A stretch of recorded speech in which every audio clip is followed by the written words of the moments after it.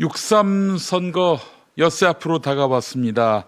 5월 28일 목요일 김용민 브리핑 시작하겠습니다. 현재 경기도 고양시 덕양구 창릉동 18도의 기온인데요. 낮 최고 27도로 예상됩니다. 맑은 후 비가 오겠습니다. 자, 오늘 한덕수 전 총리 재판에서 허위 증언을 한 혐의로 기소된 윤석열에 대한 선고가 진행됩니다. 특검은 2년을 구형했습니다. 오전에 10시에 판결이 나올 예정입니다. 정원호 더불어민주당 서울시장 후보와 오세훈 국민의힘 후보가 사전투표를 하루 앞두고 처음이자 마지막 대면 토론을 오늘 밤 11시에 진행합니다. 텔레비전을 통해서 생중계될 예정입니다. 자, 오늘 아침 신문기사 살펴보겠습니다. 3명이 숨진 서울 서소문 고가 차도 철거 현장 붕괴 사고와 관련해서 경찰이 중대재해처벌법, 산업안전보건법 위반 여부 수사에 착수했습니다. 쟁점은 시공사뿐 아니라 발주처인 서울시까지 책임을 물을 수 있느냐입니다. 법조계는 서울시가 단순 발주자가 아니라 공사 현장과 안전관리에 실질적 지배관리 권한을 행사했는지 이것이 관건이라고 보고 있습니다. 위험 징후를 알고도 작업 중지, 출입 통제 등을 하지 않았다면 서울시 관계자에게 업무상 과실치사상 책임도 적용할 수 있습니다. 자, 오세훈에게도 책임을 물을 수 있을까요? 이게 관심입니다. 6.3 지방선거를 앞두고 실시된 동아일보 리서치 여론조사에서 서울시장 선거는 민주당 정원호 후보가 49.6%로 국민의힘 오세훈 후보 36.4%를 오차 범위 바뀐 13.2%포인트 앞섰습니다. 부산시장 선거는 민주당 전재수 후보 45.8%, 국민의힘 박형준 후보 39.5%로 접전이었고 대구시장 선거도 국민의힘 추경호 45.1%, 민주당 김부겸 41.8%로 박빙이었습니다. 부산 북갑 국회의원 보궐선거에서는 무소속 한동훈 후보가 민주당 하정우 후보와 오차 범위 안에서의 경쟁이었습니다. 자, 조사 개요 설명드리겠습니다. 이번 조사는 다음 화면 보여주시죠. 동아일보가 리서치에 의뢰해서 2026년 5월 24일에서 26일 서울, 부산, 대구 및 부산 북갑 거주 만 18살 이상 유권자를 대상으로 무선 전화 면접 방식으로 진행했습니다. 표본은 서울 800명, 부산 800명, 대구 802명, 부산 북갑 504명이고요. 표본 오차는 95% 신뢰 수준에서 서울, 부산, 대구는 플러스 마이너스 3.5%포인트, 부산 북갑의 경우 플러스 마이너스 4.4%포인트입니다. 응답률은 서울 9.8, 부산 12.1, 대구 11.7, 부산 북갑 10.6이었습니다. 자, 부산 북갑의 경우 한동훈 후보가 40%를 넘긴 것으로 나왔습니다. 오차 범위가 4.4%포인트, 플러스 마이너스 4.4%포인트여서 오차 범위 아니긴 하지만 정원호 후보가 한동훈에게 역전을 허용한 것 아닌가 하는 염려의 시선을 지울 수가 없겠네요.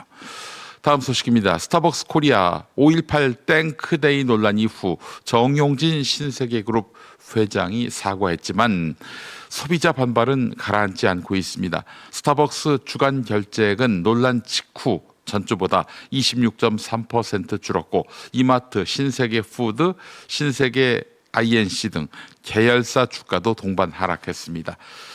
이 기사를 보면 정 회장의 과거 멸콩 등 SNS 발언이 신세계그룹의 극우 이미지를 더 씌워서 사태를 키웠다고 분석했습니다. 기업 오너의 말은 개인 의견을 넘어서 그룹 전체의 평판과 주주, 직원의 생계에 영향을 미치던 만큼 권한에 걸맞은 책임이 필요하다는 지적이 나왔습니다. 자, 그렇다면 이 정용진 회장 어떻게 해야 하겠습니까? 예, 여기서 사과 한마디로 넘어갈 일일까요? 예. 자, 소식 하나만 더 보겠습니다. 최혜병 순직 사건 수사 외압 의혹 재판에서 임기훈 전 대통령실 국방비서관이 윤석열의 경로를 법정에서 증언했습니다. 임 전 비서관은 2023년 7월 31일 윤석열에게 해병대 수사단 초동조사 결과를 보고하자 윤석열이 이런 일로 사단장을 처벌하면 어떻게 되겠느냐라고 질책했다고 밝혔습니다. 다만 임성근 전 사단장을 혐의자에서 빼라는 명시적인 지시는 없었다 이렇게 밝혔는데요. 그는 과거 군 검찰 조사에서 경로 사실을 부인한 서면 답변을 냈는데 그 허위였다고 인정했습니다. 윤석열은 사고 원인 규명을 위한 문제 제기였다고 법정에서 반박했습니다. 자, 오늘 아침 신문 기사 살펴봤습니다. 계속해서 TV뉴스는 어떤 이슈 다루고 있는지 TV뉴스 리뷰 함께하죠. 악천후로 캠프 데이비드가 아닌 백악관에서 열린 내각회의. 트럼프 대통령은 진행 중인 이란과 협상에 대해 지금까진 만족스럽지 않다고 했습니다. 이란은 매우 협상을 성사시키고 싶어 한다며 만약 원하는 결과를 얻지 못하면 공격할 수 있다는 압박을 이어갔습니다. So far they haven't gotten there. We're not satisfied with it, but we will be. We will be either that or we'll have to just finish the job. 쟁점인 이란의 고농축 우라늄 반출과 관련해 중국, 러시아에서 처리한다면 불편할 것이라고 했습니다. 형편없는 합의를 하려 시작한 일이 아니라며 2015년 오바마 전 대통령 때 합의를 거론하기도 했습니다. 당시 이란이 고농축 우라늄을 러시아로 반출했는데 이번엔 미국이 용납 가능한 장소로 보내란 뜻으로 보입니다. Iran cannot have a nuclear weapon. I'm doing that for the world. I'm not doing it just for us. And we've had great support from other nations.